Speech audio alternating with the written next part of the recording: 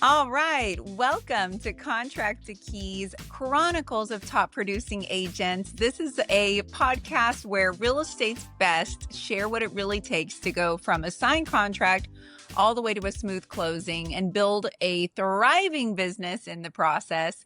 I'm your host, Brittney Kosev, broker, entrepreneur, and believer in the power of systems, service, and storytelling. Each week, we'll pull back the curtain on habits, hacks, maybe horror stories, and the hard-won lessons from agents who don't just survive in the business, they dominate. So if you're ready to elevate your career and close like a closer, you're in the right place. Let's dive in. Welcome, Denita Garrett in Lubbock, Texas.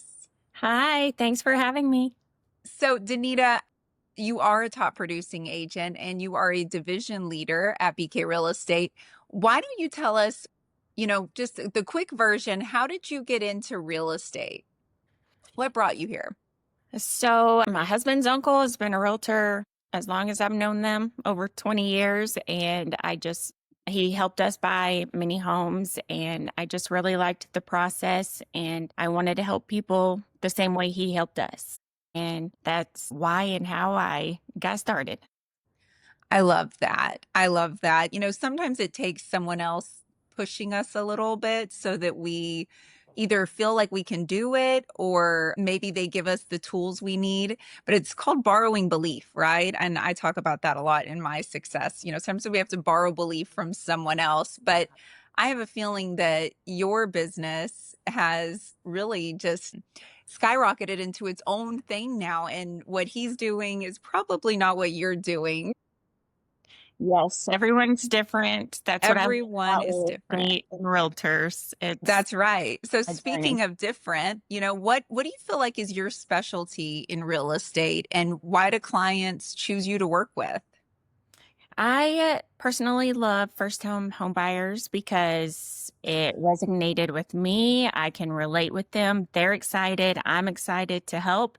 So it makes the whole process just fun and enjoyable for everyone. I can help relieve stress because I'm just a naturally calm person, and they can still be excited and have fun and know that everything's being taken care of. I love that. I love that so much. And not everyone excels at first time home buyers. Sometimes those people stress agents out. They have so many questions or they're not sure if they're making the right choice. So then they change their mind. So I think you're absolutely right. Your calming presence is definitely a big part of why those people are attracted to you, I'm sure. Okay, so you work with all kinds of people, but first-time buyers are your niche. Tell us about maybe a recent win, because I know you've probably helped resell as well and listings. What's something recently that you feel like went really well, you were proud of, and your client was pleased as well? Yes, recently I just had someone decide to move here from Florida. They lived in Orlando and they chose Lubbock because it was in the middle of his brother and her sister, and they wanted that dry heat. So it was a perfect location. They're retiring, selling a business there, and they came into town, saw the home that they really saw online and thought they would really like it. And they left, and smooth process, took care of everything while they were gone, and had a happy closing. What do you mean you took care of everything? Did they have little things that needed to be done that they didn't have boots on the ground for? Yes. So for one example, there was a tractor on the property that they wanted to buy. So I needed to go get information off of the tractor for them and help facilitate that whole process so they could buy that tractor because they were buying a large piece of property. And so anything that they could keep would make their life easier. Met an inspector out there for them. And what else did I do?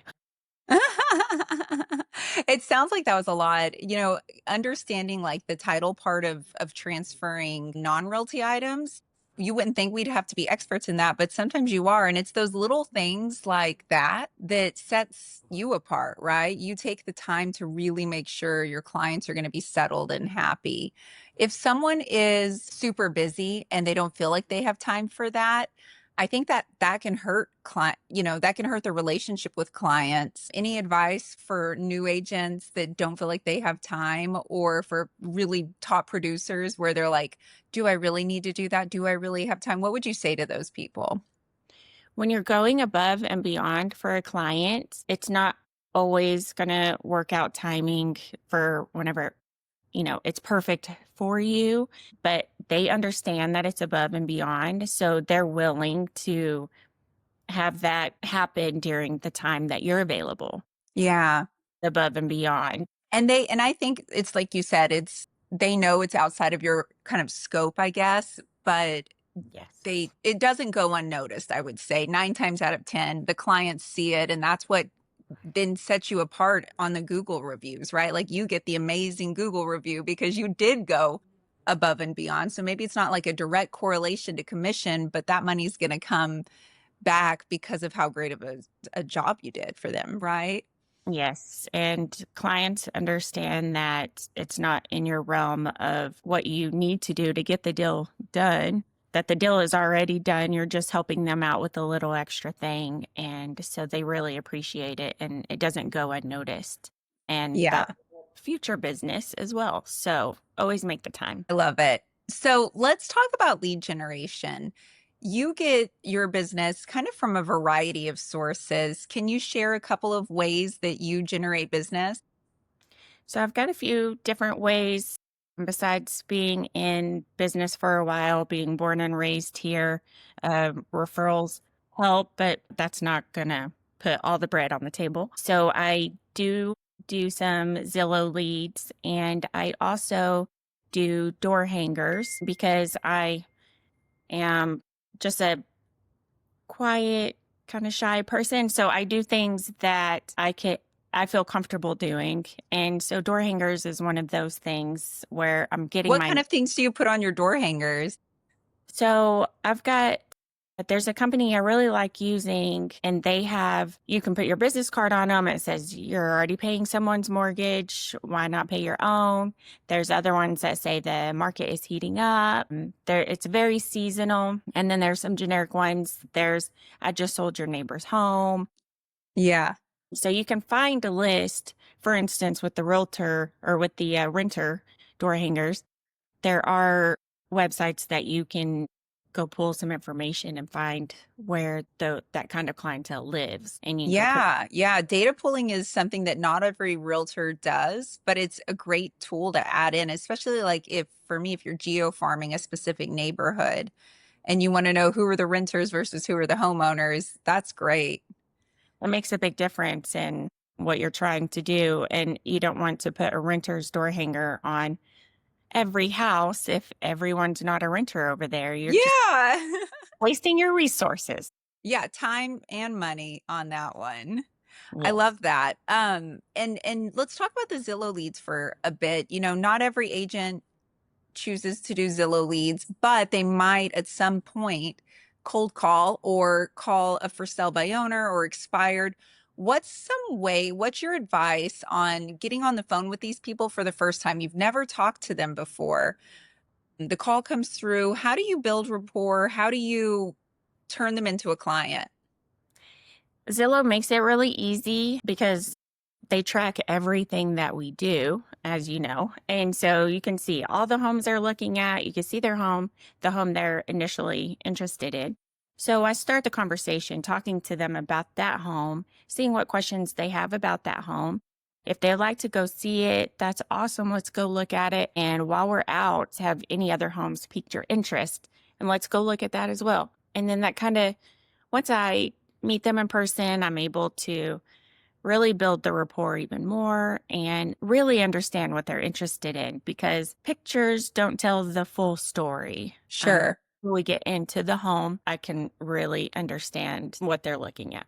In Ninja Selling, which is a book I really like, they call them Ford questions, right? Like that rapport building questions. You're asking about their family, their occupation, their recreational habits, and their dreams and goals. And it sounds like when you first jump on the phone, you're kind of targeting it to their house hunt, but I'm sure you throw in some of those questions to like, oh, you need a backyard for your dogs. I love dogs or whatever, you know? Yes, I ask them if school district is important because I, being born and raised here and having kids myself, I understand the schools. And so just being relatable in any way that I can. And if you can on that first phone call, that's the way to do it. I love that. I love that. But once you get them in front of you, I bet you have a higher conversion rate to get them to the closing table because you're personable. Yes, yes. In person is just more, it's fun. And like I said, you can see facial expressions, you can see everything. You know, I wanted to touch on this. You're in Lubbock, and that's actually where I got licensed. And when I was getting licensed, one of my friends said, oh, are you sure you want to do that? Lubbock is so saturated with realtors. How do you feel like you stand out in a market where people say things like that? How do you differentiate yourself? How do you feel like I'm the one you should choose or getting business to come your way? Yes, it is a thick market here with realtors just because our town is smaller than the metroplexes and things. And so I think if people look at the realtor social medias, they can see the ones that are working. And that's why social media is so important Yes. because when they do go look you up, they're going to run into that. And And I feel like it's not even for me anyway, and you can tell me your thoughts. It's not even that I get a bunch of leads, like direct leads in my messages, which that does happen sometimes. It's more of the credibility piece of it, right? yes, yes. Staying top of mind and social proof. And Yep. so that social proof just says everything. And so you just have to talk to them about, your experience, how long you've been in the business, what you do different versus other people. Work ethic makes a big difference. And just you answering your phone or texting them immediately already says so much more than probably what they experienced with another person. Yeah. And, back to lead generation, I think that what you said earlier was really important. You said, I am a little shy, I'm a quieter person. So, sometimes when people think, okay, I need to do this one thing to generate business because it worked for this one person, you really have to take it into account your personality type. And so your big ones are, of course, your sphere. You said Zillow, the door hangers, and social media as kind of the context for a lot of it, right? Yes. But what about, uh, and I'm forgetting one that I know that you do, open houses. I Oh, know that you do open houses as well. yes. I do love open houses because it does also keep me busy. Because when I have an open house in mind of what I'm going to do that weekend, I'm working on it every single day. There's a plan and action. Walk me through kind of what you do to prep for an open house. Yes. So usually I'll go ahead and brainstorm, pick the open house on Monday. And then on Tuesday, I'm getting my flyers ready on Tuesday. On Wednesday, I'm putting invitations out to the neighborhood. I'm Thursdays making um, like a Facebook event for it. Yeah. I would think that door hangers would be good for that too. Like, hey, open house around the corner. Yes, yes. It's huge and invites them. I'm able to door knock. I do door knock on about 20 homes close to it because it gives me a reason to talk to people and Yeah. introduce myself. Yeah, and as a shy person, just without like a reason to be Reason. knocking on the door, this you're just inviting them. Hey, come to the open house. I think a lot of people think that open houses are meant for buyers, but what you're doing is it sounds like you're getting sellers in your pipeline, right? Yes, yes, because they're able to see what you're doing for that seller. And Yes. I mean, there may not be, in the market to buy a home, but the reason I like to do that on Wednesdays and Thursdays is because they have the rest of the week to talk to their coworkers, their friends, people that they see at dinner, and they're like, "Oh yeah, there's an open house on my street."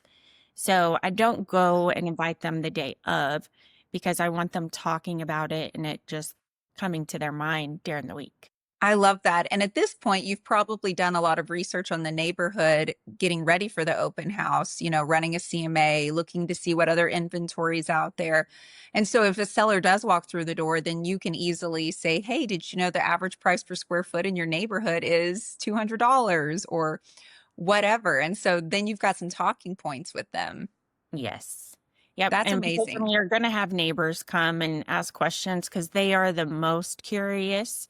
I had a neighbor, I was putting my sign out at a house the other day, and a neighbor asked me, "What are y'all going to sell that for?" And I told him, and he said, "Well, good luck." I was like, okay, well, like, I'm glad you're a realtor. Everybody knows. But, they're not educated and even about their own neighborhood. So just you being able to talk about it and let them understand why it's priced at this. Like Yeah. living here for 30 years, you don't understand what the price is today. And this is why. I love that. And really, like your approach with, and I'm sure when it's your own listing that you're doing this on, if you've already done just listed mailers, you're knocking on neighbors' doors to invite them to the open house, really it's all of that branding for you. And then when the sellers or potential sellers, the neighbors walk through, then they're like, "Wow, I got your flyer. I got the door hanger. You knocked on my, thank you so much," Mhm. and then it just makes you look like a standout listing agent. Yes. Right? Yes. That's amazing. That's a really great idea. And it's just a shift of thoughts. I'm not going in this necessarily for buyers, but I would love them too. Yes. But you're really double dipping your time spent, and that's great. Yeah. Maximizing your time is just so resourceful. Being a realtor and being a business owner, you're all over the place. Yeah, well, and maximizing time is important, especially when they're busy like you. I mean, no one that is watching this video would think it, but Denita is actually a grandmother and she has beautiful grandbabies and beautiful children and a very amazing husband as her support system. But you're a busy lady. We got to maximize time so you can spend time doing the things you really, really love outside of helping clients and that's spending time with your family. Yes. Yeah. So let's talk about mindset a little bit. When you and I first met, you told me some things that you were worried about becoming the division leader and burning bridges in relationships. That's all so important to consider when taking on a new role. How have you overcome that, now that you're growing a division in Lubbock? Just having you as a leader of this brokerage and your mindset and teaching your agents how to just believe in themselves and be strong. Aw. That's just number one. Having our weekly Monday mindsets, very important to get the week started. I've never, been at a brokerage that has had that. So that helps. And every week it just gets better and better. And you just have to realize like you are doing this for you and your family. Like other people are doing Yes. things for them and their family. And you have to do, you just get one life. So you just go I where you think need to go. oftentimes people think that confidence comes first in making a big decision or a shift, but really it's courage. Confidence is something that you gain over time, but you have to have the courage to do it first. And I see that in you. I see the confidence that you've built and still building. Like you've grown so much, I feel like, in the last 8 months that we've been working together. Yeah, it's been a great 8 months and it's yeah. I don't even have any words for it. It's just so grateful for what it has done for me because I just wasn't even thinking about getting back into real estate because I took a break for a year and just couldn't imagine being at any other brokerage. And so whenever I'd met you, it all happened when it was supposed All right. So outside of mindset, because I know you've made a lot of growth just in the way you put yourself out there to people after coming over to the brokerage. Part of that because I'm over here going, Denita, da da da da da. But describe the moment that you realized that your business was leveling up because of you joining the brokerage. I think it was whenever I got my first like top producer of the month. Yeah. And that's so exciting. And it's such a driver that you want to be on that post every month. And Yeah. so there's no reason why you can't be with this brokerage and the collaborations and the team building and things that we do. So Yeah, that's I think like it was 2 months ago or last month. I don't remember. I opened up Facebook and I see your post right out the gate, and it wasn't even the top producer post that we put out. It was like you had 4 houses under contract or closing like that week. It was crazy. I was like, oh my gosh, I'm like, let's just make one photo because, all these posts, it's getting to be a lot. I love it. What a horrible problem. Oh, it's a good problem for sure, but just me being, there is an aspect of social media where you do need to be personal and the business. And I'm like we talked about earlier with me being shy and just quiet, reserved, introvert, it's hard for me to do that personal stuff on social media. And I just Yeah. hate that it seems all business. So if I can just cram it all into one post, I will. I love it. Well, I think that you do a great job. You'll post pictures of you and your husband on date nights, and you'll post pictures of your grandbabies, and then boom, there's a showing or a closing or a funny video that you've done. It really puts a not a labels are not what I'm trying to say, but it just shows like you're not just one thing. You're Yes. all of it, and that's who Denita is. She is a family oriented person. She is a top producer. She is funny and loving and kind, and you do a really good job portraying that on social media. Okay, good. Okay, good. Okay, I just a couple more questions for you. Yeah. What, and I know recently, back to you being shy. In fact, I think this episode is going to have to do with like the Shy Realtor's Guide for Success or something. Perfect. Yeah, because you do have to put yourself out there occasionally. Yes, you don't want to do it every single day of the week where you're uncomfortable all the time, but you put on a really big community event. Why don't you tell us about that? Yes, that's one of the things that I noticed in my business as well with being a part of this brokerage. I never would have thought about or been comfortable with doing a community event. And I did my first one in May. And Yeah, it was actually a really creative event too. I've never heard of anything like it. Why don't you tell everyone about it? yeah, so we had kids race their little power wheels and got little trophies, but we had a bounce house. It was really kid centric. But I invited two neighborhoods, the neighborhood I live in and then the one next to us. And I think everyone had a great time. And that's just something that the brokerage has as well with our CRM. I was able to send out invites and RSVPs.